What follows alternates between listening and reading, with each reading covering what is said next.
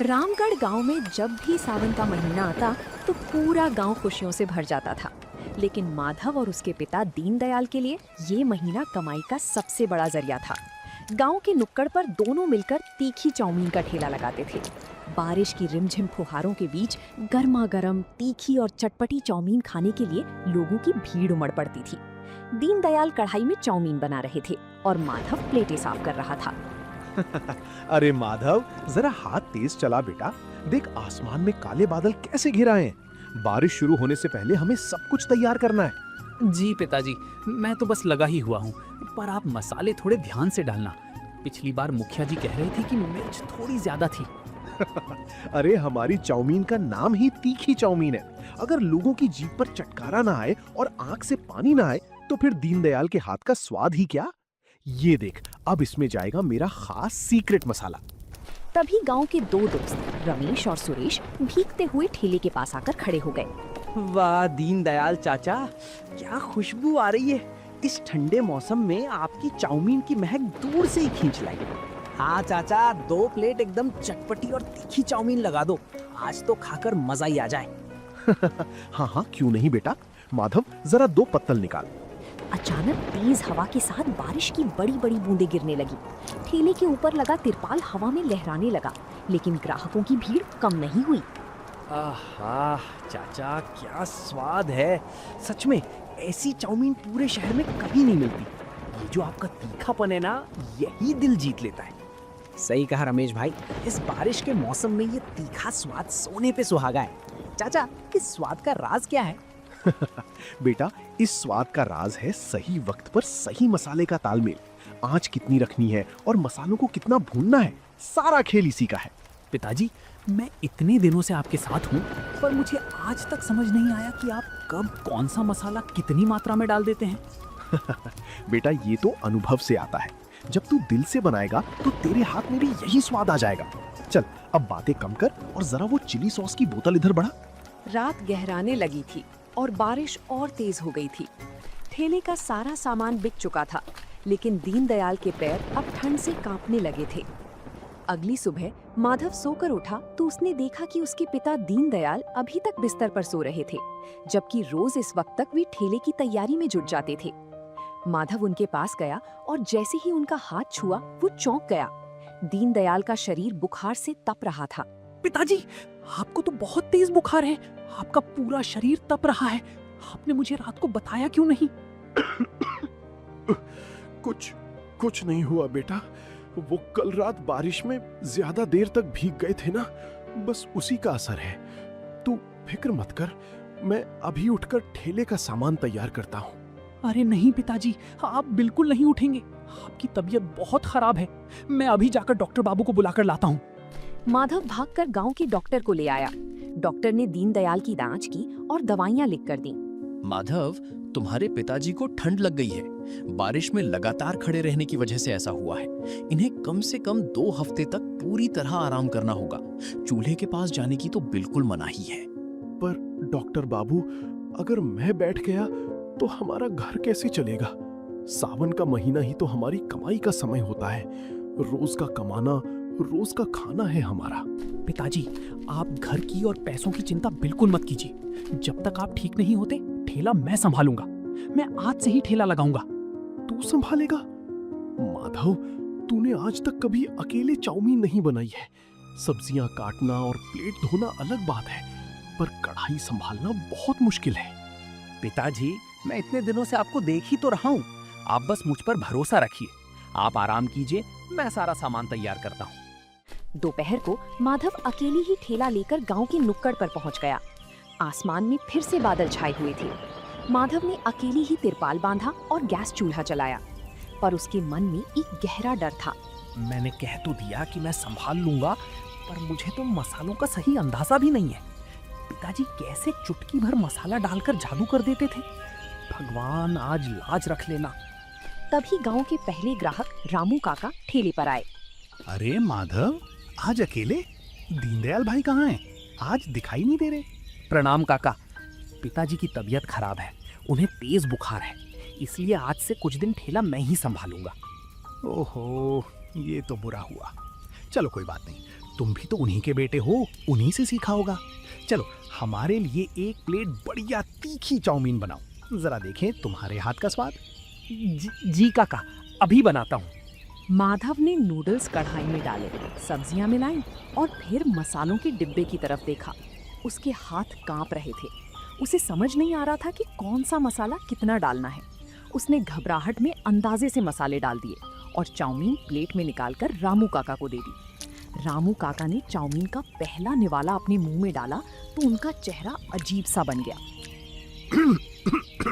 अरे बाप रे माधव बेटा, ये क्या बना दिया है? ये चाउमीन है या सिर्फ मिर्ची और नमक का घोल? क्या हुआ काका, मिर्च ज्यादा हो गई क्या? मैंने तो बस अंदाजे से। ज्यादा? बेटा मिर्च इतनी ज्यादा है कि जुबान जल गई, और नमक तो जैसे तुमने मुट्ठी भरकर डाल दिया है। दीनदयाल की चाउमीन तीखी जरूर होती थी, पर एक स्वाद होता था। इसमें तो सिर्फ कड़वाहट है। तभी ठेले पर दो और ग्राहक श्याम और गोपाल भी आ गए। उन्होंने रामू काका को खांसते हुए देखा।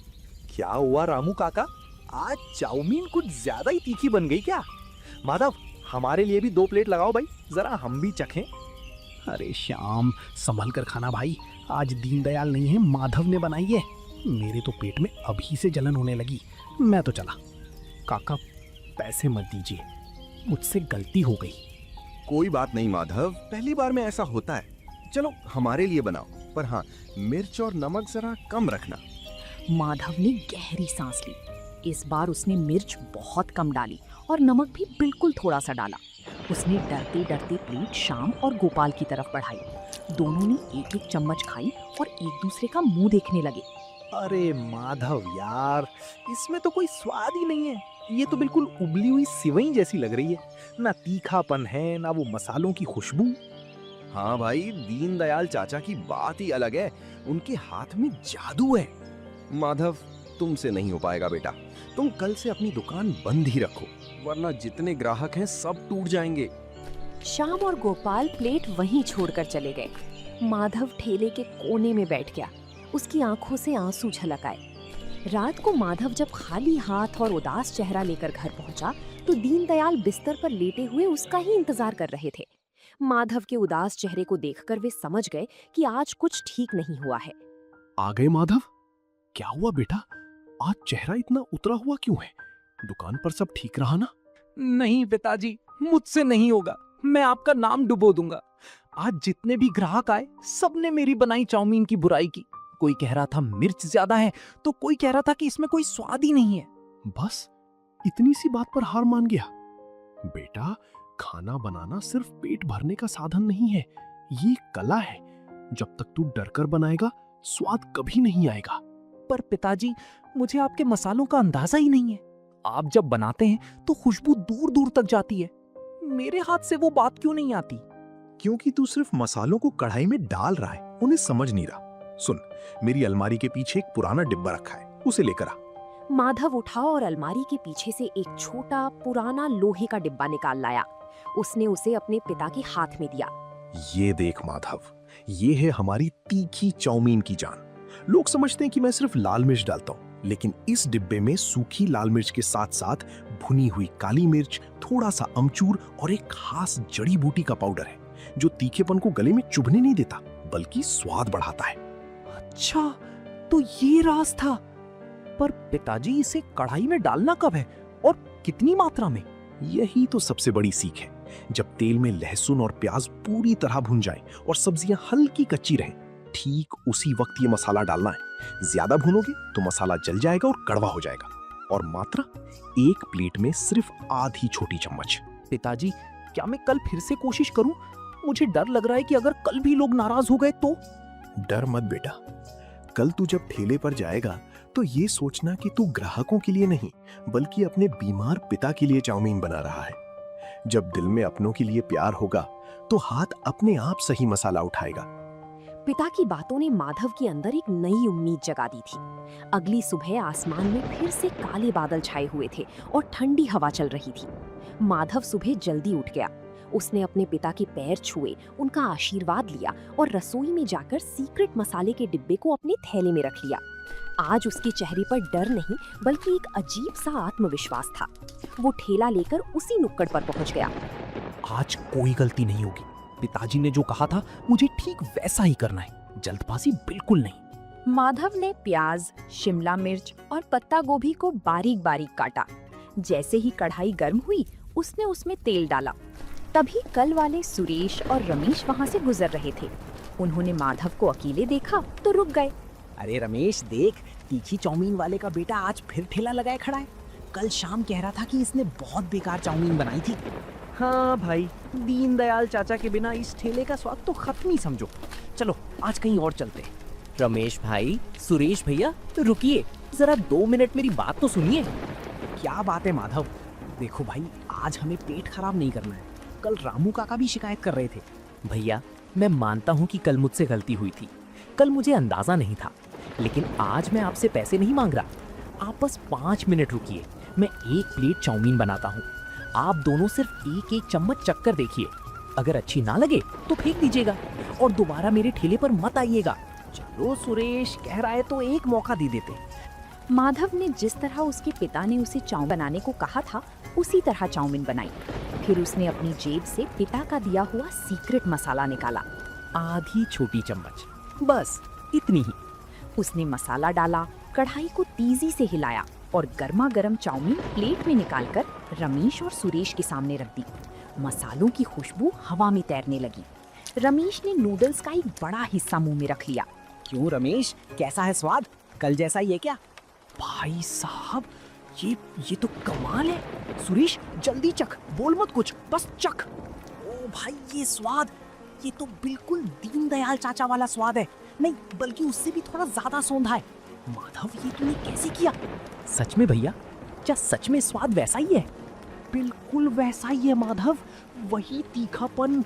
इस ठंडी बारिश में ये चाउमीन खाकर तो मजा ही आ गया। रमेश और सुरेश की बातें सुनकर रास्ते से गुजर रही 2-3 और लोग ठेले के पास आकर खड़े हो गए। अरे सच में क्या दीनदयाल भाई जैसा स्वाद आ गया इसके हाथ में? माधव, जरा हमारे लिए भी 1 प्लेट लगाओ भाई। इस बारिश में कुछ तीखा खाने का मन कर रहा है। हाँ हाँ काका, अभी लीजिए। एकदम कड़क और तीखी चाउमीन, जैसी पिताजी बनाते थे। देखते ही देखते माधव के ठेले पर लोगों की भीड़ जुटने लगी। माधव का हाथ अब तेजी से चल रहा था। उसे समझ आ गया था कि मसालों का सही संतुलन कैसे बनाना है। बारिश तेज होती जा रही थी, लेकिन लोग माधव की चाउमीन का आनंद ले रहे थे। माधव भाई, 1 प्लेट और पैक कर देना, घर पे पिताजी के लिए ले जाऊंगा, वो भी खुश हो जाएंगे। हाँ भैया, अभी पैक करता हूँ, बस 2 मिनट दीजिए। रात होने तक माधव का सारा सामान बिक चुका था। जब उसने अपनी गल्ला पेटी खोली तो वो पैसों से भरी हुई थी। माधव की आंखों में खुशी के आंसू थे। उसने मन ही मन भगवान और अपने पिता का शुक्रिया अदा किया। दिन बीतते गए और माधव की तीखी चाउमीन का नाम पूरे रामगढ़ गांव में फैल गया। माधव रोज सुबह उठकर अपने पिता की सेवा करता और फिर पूरी लगन के साथ ठेले की तैयारी में जुट जाता।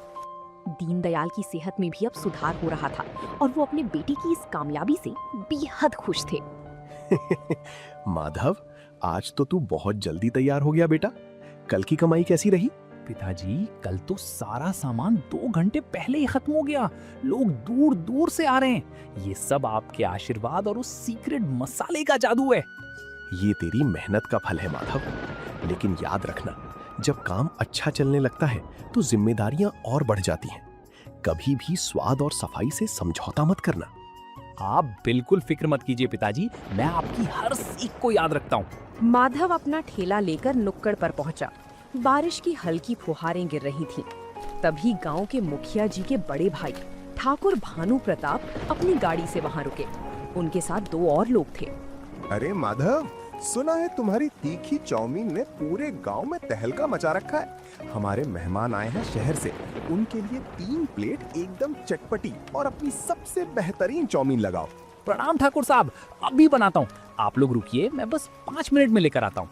माधव ने पूरे दिल से चाउमीन बनाई और बड़े सलीके से प्लेट सजाकर ठाकुर साहब के सामने रखी। भानु प्रताप ने जैसे ही चाउमीन का 1 चम्मच खाया तो वो खुश हो गए। वाह, लाजवाब। जैसी तारीफ सुनी थी, ये स्वाद तो उससे भी कहीं बढ़कर है। माधव, इस तीखेपन में जो स्वाद है वो सच में अनोखा है। बहुत बहुत धन्यवाद ठाकुर साहब। ठाकुर साहब ने खुश होकर माधव को अच्छे पैसे दिए और तारीफ करते हुए चले गए। लेकिन वहीं थोड़ी दूर पर खड़ा गांव का एक पुराना चाट वाला मंगू ये सब बड़े ध्यान से देख रहा था। माधव की बढ़ती भीड़ और ठाकुर साहब से मिली तारीफ देखकर मंगू के मन में बेचैनी होने लगी थी। शाम ढल चुकी थी और बारिश तेज हो गई थी। माधव के ठेले पर ग्राहकों की लाइन लगी हुई थी। मंगू का चाट का ठेला, जो कभी गांव में सबसे मशहूर हुआ करता था, आज बिल्कुल खाली पड़ा था। कल का आया हुआ लड़का, और देखो कैसे पूरे गांव को अपनी उंगलियों पर नचा रहा है। मेरी दुकान पर कोई झांकने तक नहीं आ रहा। अगर ऐसा ही रहा तो मेरा तो धंधा ही चौपट हो जाएगा। तभी मंगू का एक पुराना मददगार जग्गू वहां आकर खड़ा हुआ। क्या हुआ मंगू भाई, बड़े गुस्से में दिख रहे हो? आज बोहनी नहीं हुई क्या? बोहनी कहाँ से होगी जग्गू? देख नहीं रहा वो दीनदयाल का लड़का माधव कैसे तिरपाल तानकर नोट छाप रहा है। अरे भाई, उसका स्वाद ही कुछ ऐसा है। मैंने भी एक दिन चखी थी उसके हाथ की बनी चाउमीन। उसके मसाले में कुछ तो अलग बात है जो हर आदमी को अपना दीवाना बना लेती है। अच्छा, तू भी उसी की तारीफ कर रहा है। मुझे पता लगाना होगा कि वो ऐसा क्या डालता है। कल मैं खुद उसके ठेले पर जाऊंगा और देखूंगा कि वो क्या छुपा रहा है। अगली दोपहर मंगू बड़ी चालाकी से मुस्कुराता हुआ माधव के ठेले के पास आया। राम राम माधव भाई, कैसे हो? सुना है आजकल तुम्हारी दुकान बहुत जोरदार चल रही है। राम राम मंगू भैया, बस सब भगवान की कृपा है और पिताजी का आशीर्वाद है। आप आज यहाँ कैसे? अरे बस ऐसे ही निकल रहा था तो सोचा अपने छोटे भाई से मिलता चलूं।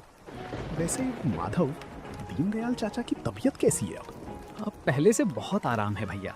डॉक्टर साहब ने कहा है कि कुछ दिनों में वे बिल्कुल ठीक हो जाएंगे। चलो, बहुत अच्छी बात है। वैसे माधव, जरा हमारे लिए भी एक प्लेट तीखी चाउमीन बनाओ। हम भी तो देखें कि हमारे भाई ने क्या नया हुनर सीखा है। हाँ भैया, क्यों नहीं, मैं अभी बनाता हूँ। माधव चाउमीन बनाने में लग गया। मंगू की नजरें लगातार माधव के हाथों पर टिकी थी। जैसे ही माधव ने अपनी जेब से वो पुराना लोहे का डिब्बा निकाला और कढ़ाई में मसाला डाला, मंगू की आंखें चमक उठी। वो समझ गया कि असली राज उसी छोटे डिब्बे में छुपा है। हाँ, तो सारा खेल इस पुराने डिब्बे का है। वो इसे हमेशा अपनी जेब में रखता है। मुझे किसी भी तरह ये डिब्बा हासिल करना होगा, तभी मेरा धंधा वापस चमकेगा। उस रात बारिश बहुत तेज थी। पूरे रामगढ़ गांव की बिजली गुल हो चुकी थी और चारों तरफ गहरा अंधेरा था। माधव दिन भर की थकान के बाद गहरी नींद में सो रहा था। तभी उसके घर के पीछे वाली खिड़की से मंगू अंदर दाखिल हुआ। वो दबे पांव माधव के कमरे की तरफ बढ़ा, जहां अलमारी के पास माधव का थैला रखा हुआ था। कहाँ है? कहाँ रखा है उसने वो जादुई मसालों का डिब्बा? हाँ, मिल गया। ये रहा लोहे का डिब्बा। अब देखता हूँ माधव, तू कल दुकान कैसे चलाता है। जैसे ही मंगू डिब्बा लेकर पलटा, उसका पैर फर्श पर रखी एक बाल्टी से टकरा गया। तेज आवाज हुई और माधव की आंख खुल गई। कौन है? कौन है वहाँ? रुको! माधव तुरंत चोर के पीछे भागा। घर के बाहर तेज बारिश हो रही थी। मंगू कीचड़ में फिसलकर गिर गया था। माधव ये देखकर हैरान रह गया कि चोर कोई और नहीं बल्कि गांव का सबसे पुराना दुकानदार मंगू था, जिसके हाथ में वही लोहे का डिब्बा था। मंगू भैया, आप मेरे घर में चोरी कर रहे थे? और आपके हाथ में ये मेरे पिताजी के मसालों का डिब्बा क्यों है? माधव, मुझे माफ कर दो। तुम्हारी दुकान पर भीड़ देखकर और अपनी दुकान खाली देखकर मेरे मन में लालच आ गया था। मुझे लगा कि अगर ये सीक्रेट मसाला मुझे मिल गया तो मेरा धंधा फिर से चल पड़ेगा। मंगू भैया, आप तो मुझसे इतने बड़े हैं। पूरा गांव आपकी चाट का दीवाना था। अगर आपको ये मसाला चाहिए था तो आप मुझसे सीधे मांग लेते। इसके लिए चोरी करने की क्या जरूरत थी? मैं बहुत शर्मिंदा हूँ माधव। मैंने तुम्हारे साथ धोखा करने की कोशिश की। गांव वाले अगर ये जान गए तो वे मुझे यहाँ रहने भी नहीं देंगे। मुझे पुलिस के हवाले मत करना भाई। मंगू भैया, हमारे गांव में किसी का घर उजाड़ना नहीं बल्कि एक दूसरे का साथ देना सिखाया जाता है। मैं किसी से कुछ नहीं कहूँगा। आप घर जाइए, कल सुबह मेरे ठेले पर आइएगा। अगली सुबह बारिश थम चुकी थी और मौसम बेहद सुहावना था। दीनदयाल भी अब काफी हद तक ठीक हो चुके थे और माधव के साथ ठेले पर आए थे। थोड़ी ही देर में मंगू सिर झुकाए हुए माधव के ठेले के पास आकर खड़ा हो गया। आओ मंगू बेटा, माधव ने मुझे रात की पूरी बात बता दी है। तुम चिंता मत करो, हमारे दिल में तुम्हारे लिए कोई गुस्सा नहीं है। चाचा, मुझे माफ कर दीजिए। मैंने आपके भरोसे का गलत फायदा उठाने की कोशिश की। मंगू भैया, पुरानी बातें भूल जाइए। मैंने रात को बैठकर बहुत सोचा। हमारी तीखी चाउमीन बहुत मशहूर है और आपकी आलू की टिक्की और चाट का स्वाद बेजोड़ है। क्यों ना हम दोनों मिलकर काम करें? हम अपने दोनों ठेलों को मिलाकर एक बड़ी दुकान खोलते हैं, रामगढ़ स्पेशल तीखी चाउमीन और चाट भंडार। क्या सच में माधव, तुम मेरे साथ मिलकर काम करोगे उस साजिश के बाद भी? हाँ मंगू बेटा, अकेले चलने से अच्छा है कि मिलकर चला जाए। जब दो हुनरमंद लोग साथ मिलेंगे तो स्वाद भी दोगुना होगा और तरक्की भी। तभी गांव के मुखिया जी और कई ग्राहक वहां पहुंच गए। माधव और मंगू को साथ खड़ा देखकर सब हैरान थे। अरे भाई, आज गांव के दो सबसे बड़े उस्ताद एक ही ठेले पर खड़े, माजरा क्या है? मुखिया जी, आज से हम दोनों मिलकर गांव वालों को स्वाद का नया जायका देंगे। मंगू भैया की कड़क टिक्की और मेरे पिताजी का स्पेशल तीखा मसाला, दोनों एक साथ। हाँ मुखिया जी, बैठिए। आज की चाउमीन और चाट हमारी तरफ से पूरे गांव के लिए बिल्कुल मुफ्त है। माधव ने कढ़ाई चढ़ाई और मंगू ने तवे पर टिक्की सेकनी शुरू की।